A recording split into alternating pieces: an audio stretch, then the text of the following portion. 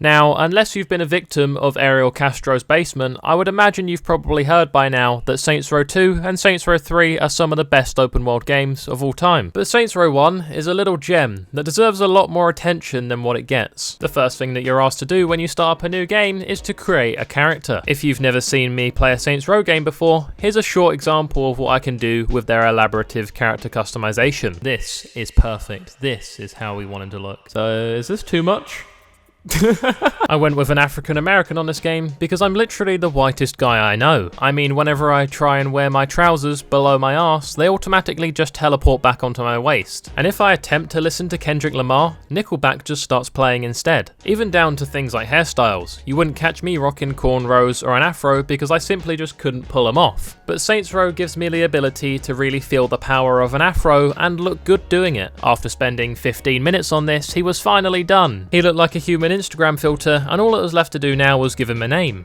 But I'm going to let you guys decide that one. Comment right now what you think his name should be, and in the next episode of Saints Row, I'll pick out my favourite one and also give you a little shout out. However, for this episode, we've still got to give him a placeholder name. So people in gangs have usually got nicknames based on their characteristics, like Big Smoke from GTA. He's a rather large lad, so that's where the big comes from, and he really enjoys the suspension of particles in gas, so that's where the smoke comes from. So based on his characteristics, I think for now we're going to call him 12 Inches of Pleasure, because damn boy, look at that chin. Saints Row starts off with 12 Inches of Pleasure roaming the streets of Stillwater, and the only reason I can think as to why he'd be alone is he's clearly doing his independent travel training. Let's get a pog in the chat for our boy. Finally progressing in life. It must be difficult being this attractive. I mean, he's just got prozzies approaching him in the streets. But if he's only just doing his travel training, I doubt he's done the mandatory sex training that we all have to go through with our uncles. Clearly this was some badly scheduled travel training. 12 Inches of Pleasure's mums asked him to go down to the shop and get a loaf of bread, and now we're witnessing a full-blown gang fight between the Vice Kings,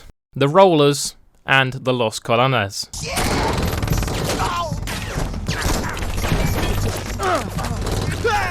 12 Inches of Pleasure was in the wrong place at the wrong time and is now about to be executed by one of the Vice Kings. You okay, player? Fortunately for us, but unfortunately for big chin haters, we get our life saved by Sergeant Foley, aka Julius from the 3rd Street Saints. You know, I think if I was in that situation and I was about to be executed, I'd want to remember the happiest moment of my life, and that was obviously the time when I nearly had sex. By nearly had sex, I mean I was taking a leak on the nearby tree, and then a leech mysteriously just attached itself to my penis. Was it poisoning me and kind of painful? Yes. Did I bust in under 10 seconds? Also, yes. Look, the row's got a problem. Come to the church when you want to be a part of the solution. And there it was, the offer for 12 Inches of Pleasure to enter the Saints. It's crazy when you think about it. This morning his mum asked him to go out and grab a loaf of bread, and now he's going to return home knowing how to hold his gun sideways and move 8 pounds of cocaine. Julius, if he wants to run with the Saints, he gotta be canonized. Hey, he's right, Julius. Everyone had to do it.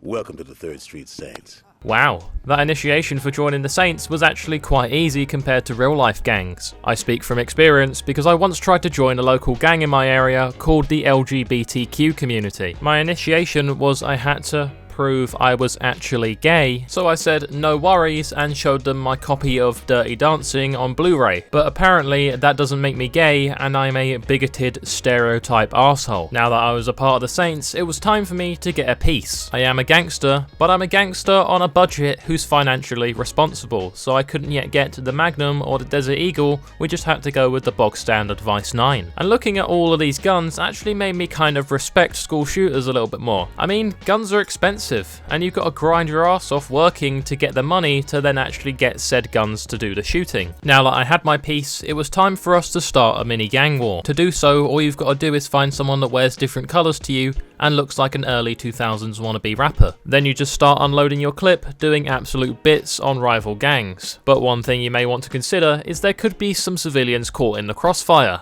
However, I do think this is something you have to sign a waiver for when you're a fetus choosing your spawning location as America. Guns are legal in the 21st century, and you may be caught by a bullet that wasn't even aimed for you, but hey, Freedom, am I right? We may be rivals on the streets, but the gangs of Stillwater all have respect for each other and the forgive and forget stations. I know they just plastered your boy with an AR-15, spreading him out across the street like a PB&J sandwich, but if they reach forgive and forget, you've got to respect that that's the safe zone. With a default outfit this whack, I'm really surprised that the Saints actually let me in, but now with my first gang attack over, I decided it was time to start repping the colours of the 3rd Street Saints. And just as I get in and start to browse for the new fit, this guy comes in and gives me a solid right hook. I don't know why he wanted a fight, maybe he was jealous of my massive afro because he has a non-existent hairline. Either way though, I made sure to WorldStar this bitch, and the shop owners didn't seem to be vibing with this, so they set off the alarm to call the police. So we just had to wait for the police to disappear until we could eventually return to Sloppy Seconds. Sloppy Seconds is the name of the clothing shop, by the way. It's not the same sort of sloppy seconds you have when your boy is done with the girl in your basement. Oh, I can't help myself.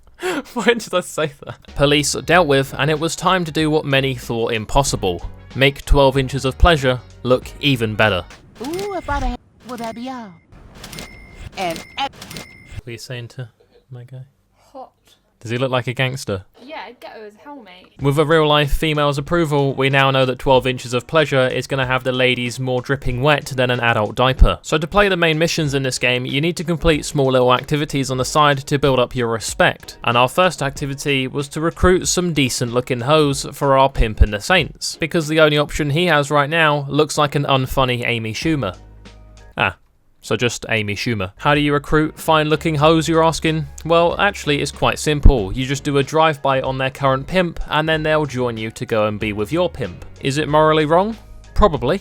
But do the Saints treat them better than their current pimps? Absolutely. Put it like this, you either have the option to be molested by just your general everyday molester, or by Jeffrey Epstein. You're going to choose Epstein every time, because if you're going to get molested, you might as well do it on a private jet. Hoes taken care of, and it was now time to go and sort out one of the Los Caranes strongholds. Wow, look at 12 inches of pleasure. I'm so proud of him. He's got a full 90-degree angle hold on that Uzi. He's so gangster these days that I bet his blunts even roll themselves. Strongholds are a fundamental part of taking over certain places in this game. You kill all the gangsters in that area, and then you can claim that area to be your own. All of the Saints are about to gather at the church when Julius gets word that there's a gang battle going down on the dock. Everyone is there, the Vice Kings, the Los Canales, and the Rollers, so we decide to pull up and show them what the Saints are about, using unconventional tactics like the drive-in. I'm familiar that drive-bys are usually a thing that goes on in gang wars, but 12 inches of pleasure doesn't like to do things the normal way. A drive-in is pretty self-explanatory. Instead of driving by, you drive straight in. This not only helps your car to human KD, but also gets your boys in a little bit closer for that better accuracy. So we take out all of the gang lieutenants and let them know that the Saints have just put their balls on the table. But here you do get to see the only downside of a drive-in, which is that your car may blow up. Just look at the bright side though. At least now you can claim insurance on that bad boy because you weren't the one that blew it up. I wonder if gangster insurance is a thing, so it's only covered by things that gangsters get in trouble with, i.e. your car getting absolutely laser beamed by a Glock. That's it then, we've got the row back, but we aren't stopping there. The Saints plan to take over the entire cities, and it was now time to assign certain gangs to certain people. Dex, you got the Canales. Ever since they hooked up with the Colombians, it's like they own this town. Troy, you dealing with the Vice Kings. Who's got the rollers? I do. Lynn? The fuck you wearing blue for? I asked Lynn to hook up with the Rollers.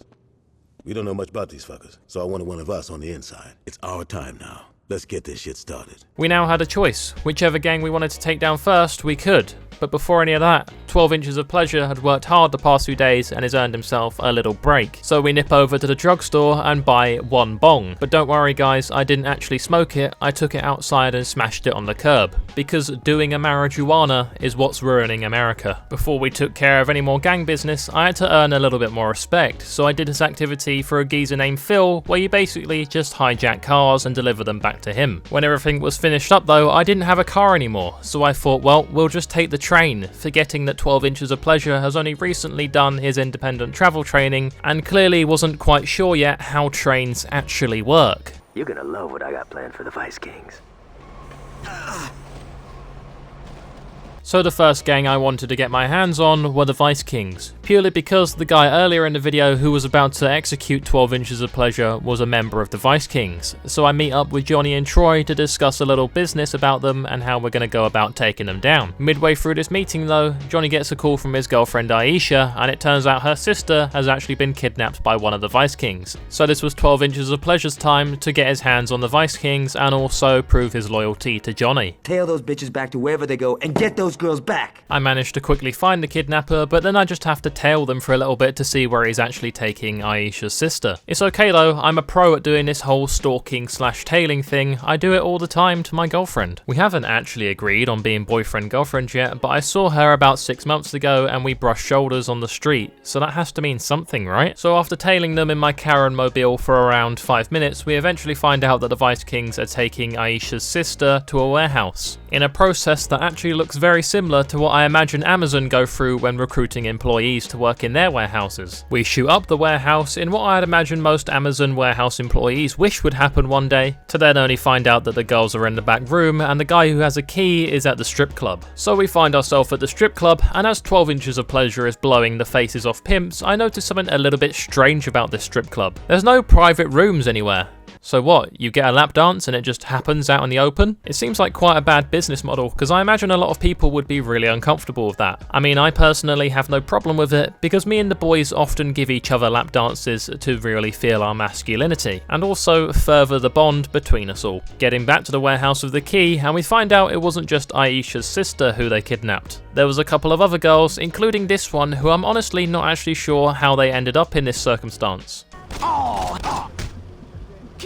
Seems like she can handle herself pretty well on her own. So we take them back to the church, where they will be converted from hoes into good Christian girls, where they'll make educational Christian content for adult websites. We also took that neighborhood from the Vice Kings, so all in all, a successful day. And that is going to be it for me today. Thank you guys very much for watching the video. I really do appreciate it. If you want to see more Saints Row, I'll be more than happy to continue this. I love this game so much. It's so underrated. It's such a gem that I never see anyone playing, so please support this video and I will be more than happy to provide you guys with some more content on it. Thank you guys for watching. I really do appreciate it. If you did enjoy it, be sure to leave a like, subscribe if you're new around here, and I'll see you all in the next one.